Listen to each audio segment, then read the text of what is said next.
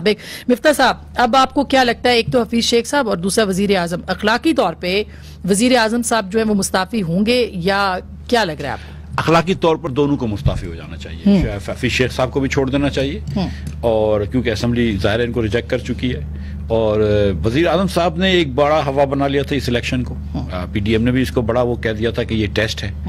169 vote Imran Khan के खिलाफ पड़े हैं या यूसुफ रज़ा गिलानी साहब को पड़े हैं। 3 वोट जो 7 रिजेक्ट हुए हैं, उसमें से 3 रिजेक्ट वो हैं जिन्होंने यूसुफ रज़ा गिलानी साहब के नाम के आगे टिक किया था, लेकिन उनको 1 लिखना चाहिए था, लेकिन टिक कर दिया था। तो ये वोट भी हुकूमत के थे, तो सोच आप ये वोट भी गिलानी साहब के थे, तो 172 मतलब गिलानी साहब के हुए। अच्छा, तो इसका मतलब ये कि सिंपल मेजोरिटी जो है वो गिलानी साहब के पास गिलानी साहब के पास है ऑफ द इंटायर हाउस। ठीक है, इसका ये मतलब है कि खान साहब ने, इमरान खान साहब ने इस हाउस का कॉन्फिडेंस जो है वो लूज कर दिया है। अखलाकी जुर्रत ये कहती है यूरोप के ममालिक में, जिसका खान साहब आपको पता है कि एग्जाम्पल देते हुए थकते नहीं है, कि हॉलैंड के अंदर प्राइम मिनिस्टर जो है वो साइकिल पे जाता है और डेनमार्क का प्राइम मिनिस्टर साइकिल पे जाता है। आजकल दोनों ने हेलीकॉप्टर पर घर जाना शुरू कर दिया है बाय द वे। अच्छा। तो वो जिसके एग्जाम्पल देते थे वहां पर जो है ना ये एक चीज होती ना, तो वजीर आजम इस वक्त रिजाइन दे चुका होता। ठीक है, तो लेकिन अब देखें कि खान साहब में अखलाकी जरूरत ये खान साहब देते हैं कि नहीं। और हफीज शेख साहब का क्योंकि ईसीसी को वो चेयर नहीं कर रहे थे, सॉरी एनएफसी नहीं देखें, सॉरी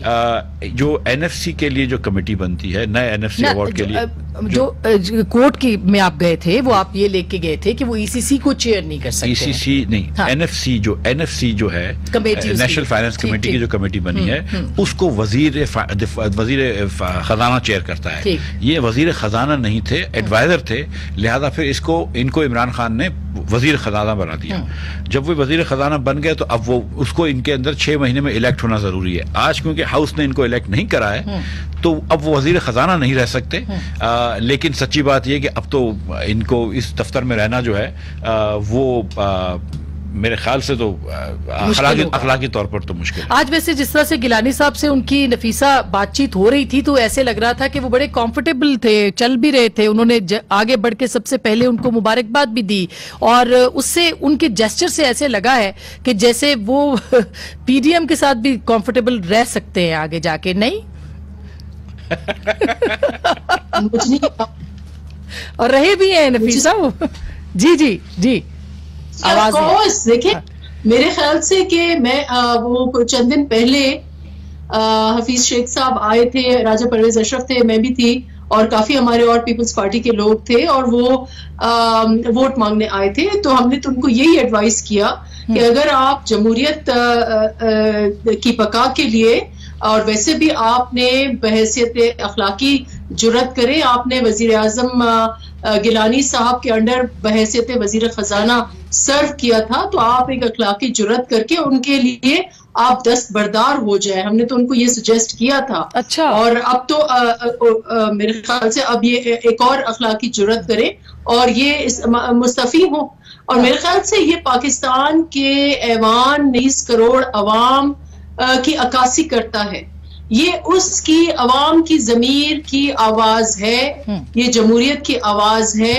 ये IMF और PTMIF की जो अवाम दुश्मन पॉलिसियां हैं, बिलखुसूस उनकी इकोनॉमिक पॉलिसियां हैं, ये उनके खिलाफ एक बेइतमादी है। अच्छा, इसकी मैं समझती हूँ कि आपकी बात को आगे बढ़ाओ। अंदलीब अब्बास साहिबा भी हमारे साथ हैं। जी, अंदलीब अब्बास साहिबा भी पीटीआई से हमारे साथ मौजूद हैं। नफीसा, मैं वापस आती हूँ, आपकी आवाज का कुछ इशू हो रहा है, लेकिन मिफ्ता साहब अब ये जो पॉलिसीज की बात हो रही है, लोग ये कह रहे हैं कि ये वोट इमरान खान साहब के खिलाफ नहीं पड़ा, ये हफीज शेख साहब के खिलाफ पड़ा है, वरना दूसरी जो कैंडिडेट थी वो भी कामयाब ना होती। देखिए, वोट तो इमरान खान साहब का कैंडिडेट था ना, हफीज शेख, तो इमरान खान साहब के खिलाफ भी पड़ा, हफीज शेख साहब के। हफीज शेख तो पर्टिकुलरली वीक कैंडिडेट थे, लेकिन इमरान खान से फील्ड किया था ना।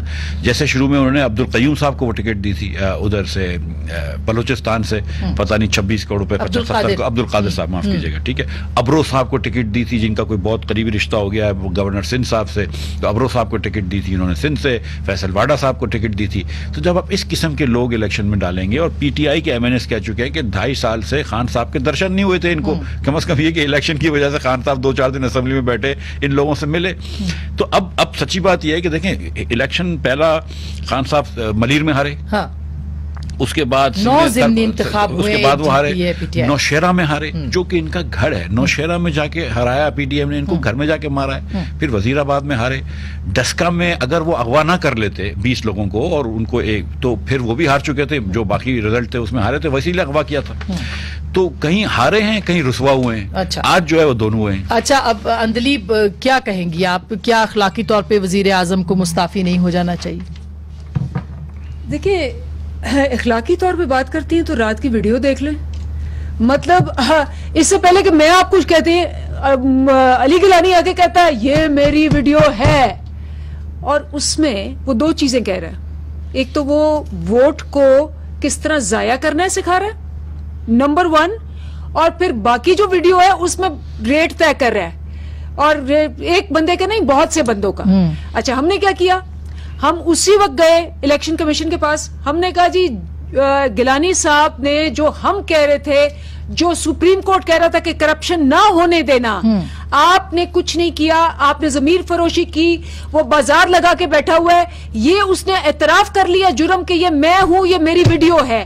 आप इसको पोस्टपोन करें और आप इस इलेक्शन में ये इन्वेस्टिगेट करें कि ये क्या हो रहा है। और आपको पता है कि हॉर्स ट्रेडिंग, धांधली के साथ ये 11 जमातें साथ खड़ी थी, और इन्होंने जमीर फरोशी जो हम हमेशा कहते थे हमेशा की और आज भी की। अच्छा दिलीप, जो वोट जाया करने की वो तरगीब दे रहे थे, उस पे शहरियार आफरीदी साहब ने अमल दरामद कर दिया, और सुना प्राइम मिनिस्टर का भी वोट जाया हुआ है। सॉरी, मैं वही जरताज गुल साहिबा का भी सुन रहे हैं। मैं वहीं से आ रही हूँ। हाँ, प्राइम मिनिस्टर का तो बिल्कुल, क्योंकि प्राइम मिनिस्टर तो सारी हम सारे साथ थे वहाँ।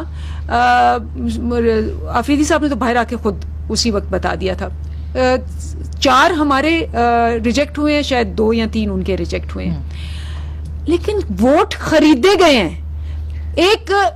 एक बंदा जिसके मुतालिक मैं आपको, अच्छा ये बैठे हुए हैं ना, ये मेरे साथ कितने लोग बैठे हैं पीएमएलएन से, मैं इतने सालों से आपको पता टीवी पे आ रही हूं, और आके यूसुफ रजा गिलानी के मुतालिक कि जी एफआईए ने चौधरी निसार की, ये तो कोई दमड़ी नहीं छोड़ते गिलानी साहब, ये हार दिया अर्दुगान की बीवी ने, अपनी बीवी को दे दिया। अच्छा, उसकी मैंने उनको इंटरव्यू किया था, उस हार के बाद वो मैं आपको कह रही की थी, नहीं उन्होंने तरदीद नहीं की थी। उन्होंने कहा मैं हार मेरे पास पड़ा हुआ है, नहीं उन्होंने कहा पड़ा हुआ था, लेकिन वो हार जो था वो उस तरह से नहीं लिया गया था जिस तरह से कहा जा रहा है। वो तोशाखाना का हार, नाज़रीन चेक करें। हाँ। कि कह रही हैं कि हार पड़ा हुआ था, लेकिन उस तरह नहीं था। मतलब नहीं, मैं उनका ऑन द रिकॉर्ड बयान बता रही हूँ आपको। बयान मैं आपको रिपीट कर रही हूँ, जो अभी आसमा ने कहा है, वो ये कह रही है कि अगर अर्दुगान की बीवी दे के गई थी हार सैलाब ज़दगान के लिए, गरीबों के लिए, और अगर वो उनके घर में पड़ा रहा, उनकी बीवी को पसंद आ गया और उन्होंने वो भी नहीं छोड़ा। अच्छा, कल आपने वीडियो देखी अली गिलानी की, वापस कर दिया था। देखिए रिकॉर्ड तो दुरुस्त होना चाहिए, माशाल्लाह वापस कर दिया। तो 6 साल बाद वापस कर दिया। अच्छा, क्योंकि चौधरी निसार ने कहा कि जी ये दें, और फिर इनके लोग आके कहते रहे कि ये इतना नीच इंसान है कि जी ये हार भी नहीं छोड़ता, ये कोई चीज नहीं छोड़ता। ये पीएमएलएन वाले आके कहते हैं। आज ये बैठे हुए हैं अली गिलानी के साथ, ये गलत बात है, जमीर फरोशी के साथ, आज ये बैठे हैं बिल्कुल डिकेट के साथ। अच्छा चले, ये सारे अल्फाज मेरा ख्याल है हम हज़फ नहीं कर सकते कार्रवाई में से, क्योंकि ये गलत अल्फाज हैं जो आप इस्तेमाल कर रहे हैं। ये वजीर आजम के लिए हो या अपोजिशन, चौधरी निसार और इनके लोगों को बिल्कुल सही है, आप ठीक कह रही हैं। आपसे तवक्को नहीं है इस तरह के अल्फाज की, मैं तो इनको रिकॉर्ड कर रही हूँ। ठीक नहीं, ये भी गलत है। अगर ये कह रहे हैं तो ये भी गलत है, अगर ये कहते हैं तो ये गलत है। चौधरी निसार ने ये बातें कहती है तो ये गलत बात करती है। चौधरी निसार भी गलत है। अगर ठीक है ना, हम ये कह रहे हैं, रिकॉर्ड कर रही हूँ, मैं चैलेंज करती हूँ, मैं ये कह रही हूँ कि आप निकालिए वीडियोस क्यों नहीं की, और ये मैं तो उसको रिकॉर्ड कर रही हूँ, क्योंकि ये मामला फिर वापस हो जाता। मैं सवाल क्या उठा रही हूँ? बिल्कुल आप सही सवाल उठा रही हैं। ये लोग कहते थे कि जी एक हार तक नहीं छोड़ते, और कल वीडियोस आई कि उन्होंने लोगों की खरीदो फरोख्त, मवेशियां, मंडियां लगाई हुई हैं। आज ये बैठ के वहां कह रहे हैं कि जी हाँ हमने हॉर्स ट्रेडिंग से सीट जीत ली। ये हॉर्स ट्रेडिंग के ऊपर जो है, मैं ब्रेक ले लूं मिफ्ता साहब, ब्रेक के बाद मैं करती हूँ। बिल्कुल अंदलीब के बहुत सारे जो कि अपोजिशन उस वक्त की लगाती थी वो अपनी जगह पे हैं, लेकिन जाहिर है कि हम नेशनल टीवी पे हैं तो इसलिए ये बात करनी जरूरी है, ना प्राइम मिनिस्टर के लिए और ना ही किसी और के लिए इस तरह के अल्फाज जो कि सबूत जिनके ना हो फिलहाल हम नहीं इस्तेमाल